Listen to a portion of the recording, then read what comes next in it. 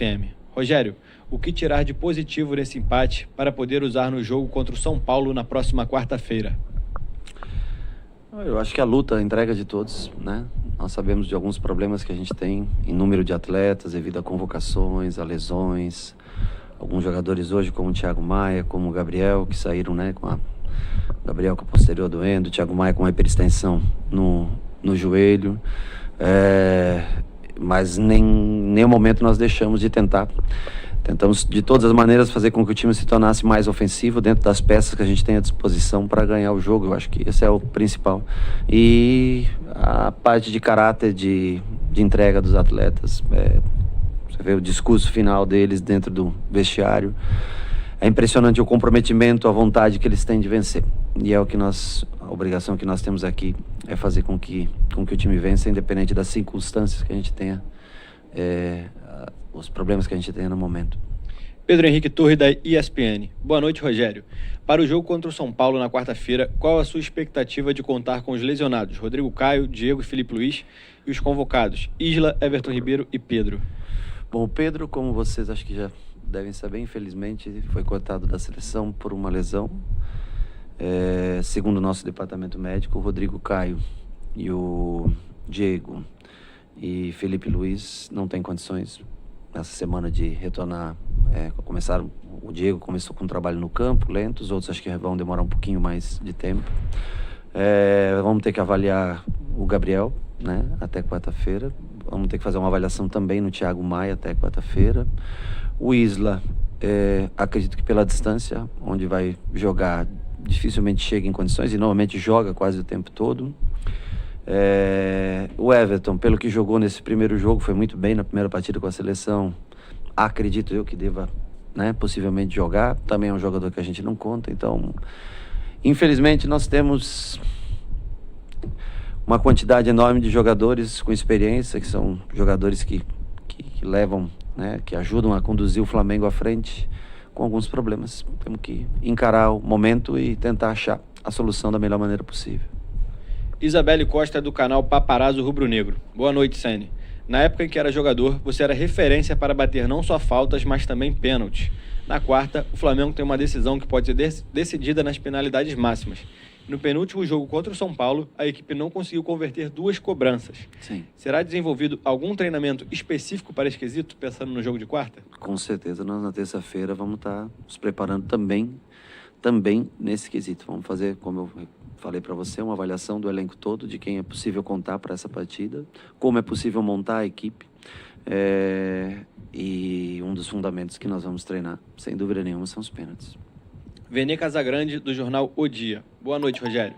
Na saída de Gustavo Henrique, você optou pela entrada de Natan, zagueiro que costuma atuar pelo lado esquerdo. Por que não colocar Tuller ou Noga, que são defensores que jogam pela direita? Porque o Natan já jogou nas categorias de base pelo lado direito, então não tinha problema nenhum. Ele tem capacidade para jogar. Ontem eu vi no treinamento, pela primeira vez, no treinamento mais solto dele.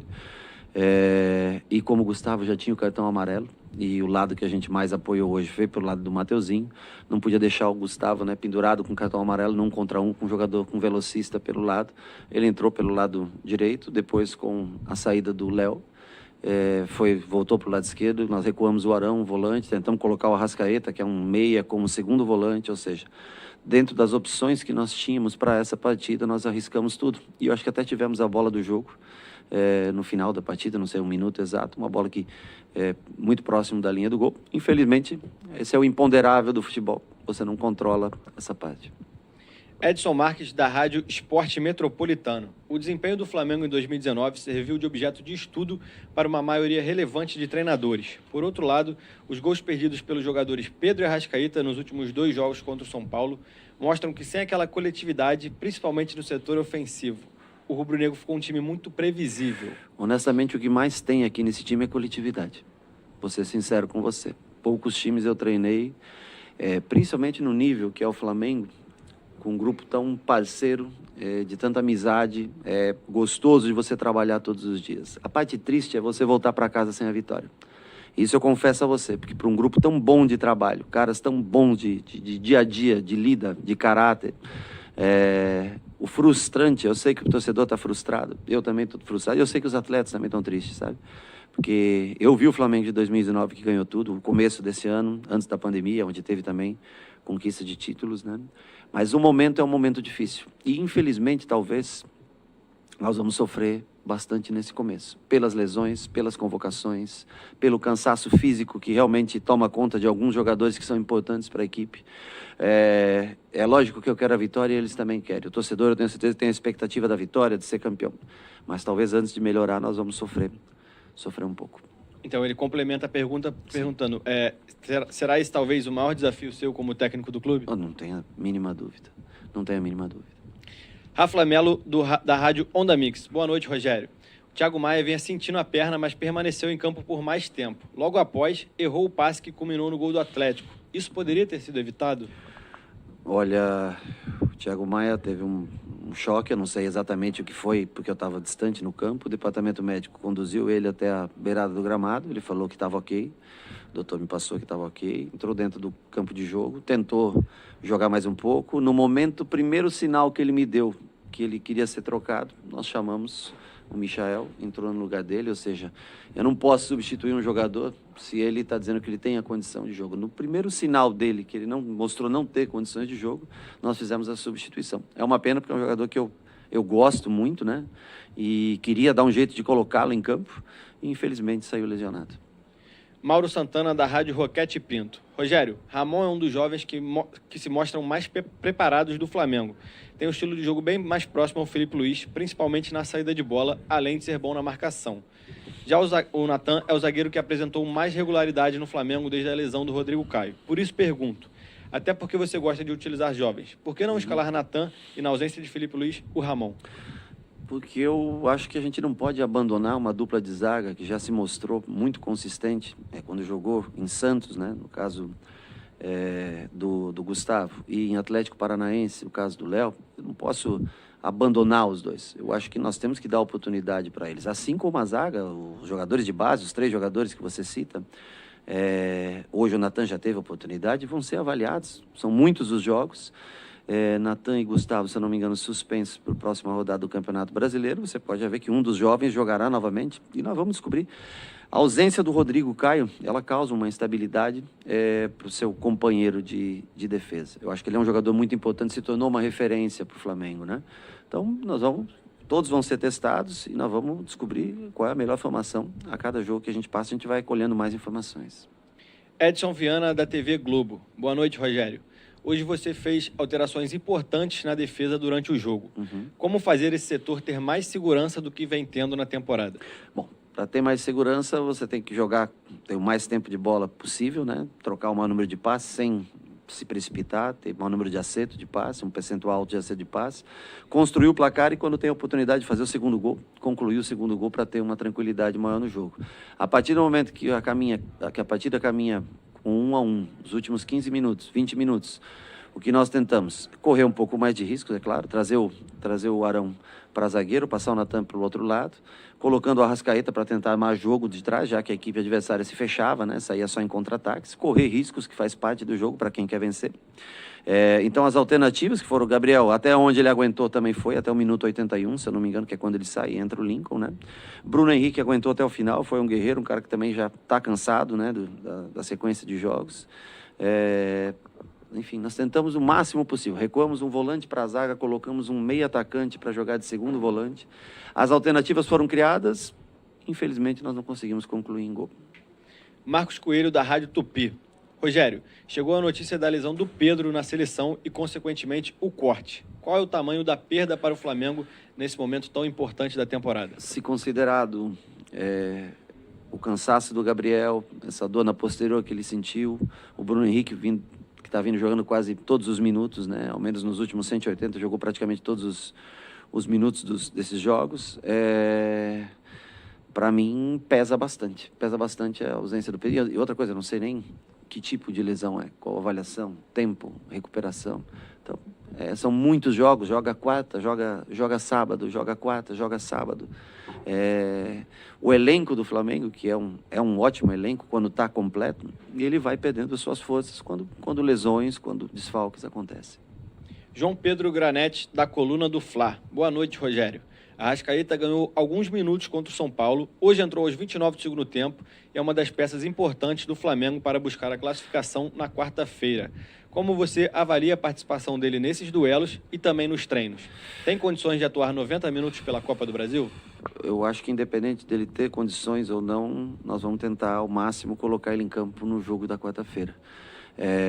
Ele ontem no treino, quando foi começar o treino, infelizmente sentiu um incômodo no tornozelo e não pôde treinar com a gente ontem. Hoje eu sei que ele tratou, fez de tudo para estar presente no campo. Eu, para colocar ele pela beirada, como eu gosto dele pelo lado de fora vindo para dentro, ele não vai ter condição física no momento de fazer a função desse jogador, como ele e Everton já fizeram no passado, que é o que eu gostaria de ver. Então nós vamos ter que achar uma solução em uma posição que ele possa nos ajudar, porque é um jogador que tem muita personalidade, apesar da dor que sente, do incômodo que sente, quer estar presente, quer ajudar, mas a condição física para fazer um lado de campo atrapalha bastante. Enfim, resumindo para você, o elenco são caras ótimos de se trabalhar, ótimos de se lidar, de muito bom caráter. Mas é um elenco que está fisicamente bastante cansado e com muitas lesões, muitos desfalques. Isso atrapalha a formação para qualquer treinador. Pergunta nesse sentido aqui também, do Guilherme, da Rádio Bangu. Rogério, boa noite. O Flamengo recebeu Arrascaeta e Rodrigo Caio lesionados. Hoje Pedro sentiu a coxa e foi desconvocado. O quanto as datas FIFA e convocações têm prejudicado o Flamengo? Junto à pandemia e com esse caminhão de jogos que a gente enfrenta, muito. E outra coisa, o Everton, se jogar o próximo jogo, o que eu faço? Joga na terça? Joga na quarta? Não posso. Porque se eu machuco mais um atleta como esse, eu não vou perder a possibilidade do jogo de quarta-feira. Eu posso perdê-lo por mais tempo e tem jogos importantes de outras competições também. Então é uma situação extremamente complexa, delicada e nós vamos tentar resolver da melhor maneira possível junto com o departamento médico a cada dia, departamento de fisiologia. Vamos analisar cada atleta para ver o que é possível fazer de formação para jogos tão importantes que vêm a seguir. Luciana Zogaib, da Rádio Ferge. Boa noite, Rogério. As substituições na zaga demonstram insatisfação com o setor ou foram apenas pela questão do cartão do Gustavo Henrique e da necessidade de buscar o gol quando trocou o Léo Pereira? E para quarta-feira, voltam os dois? A necessidade de buscar o gol quando eu recuei o Arão, já expliquei para você na pergunta anterior. No primeiro tempo eu não posso deixar o Gustavo Henrique, é um zagueiro mais alto, um pouco mais pesado, muito bom jogo aéreo, mas no 1 contra 1, logicamente, com um ponta, um velocista como eles tinham, iria ter mais dificuldade e ficaria muito próximo, uma falta, um cartão vermelho e a gente ficar com 10 jogadores. Nós vamos fazer uma avaliação, eu não posso definir o time hoje para quarta-feira. Nós vamos fazer uma avaliação, treinamento, segunda e terça-feira, recuperação, amanhã, que eles possam descansar um pouco, porque eles também estão esgotados. É cansativo, dia a dia, sem folga, nem um dia para eles. E o time só vai ser definido na terça-feira, quando a gente viajar para São Paulo, ou quem sabe até aguardando os jogadores que voltam da seleção para ver em que situação o Everton principalmente, para ver que maneira a gente escala o time na quarta-feira. Provavelmente só na quarta-feira, horas antes do jogo, é que nós vamos definir na sua totalidade a equipe. Última pergunta da coletiva, Fred Uber, do GE. Boa noite. Com o Diego Alves poupado, o Hugo teve mais uma chance. Você teve alguma conversa particular com ele após a falha do último jogo? Aparentemente, ele tentou ser mais ágil com a bola nos pés nesse jogo contra o Atlético Goianiense. Olha, eu conversei bastante com ele. O Diego, na verdade, o Diego Alves, ele teve câimbras muito fortes no jogo, nas duas pernas, né?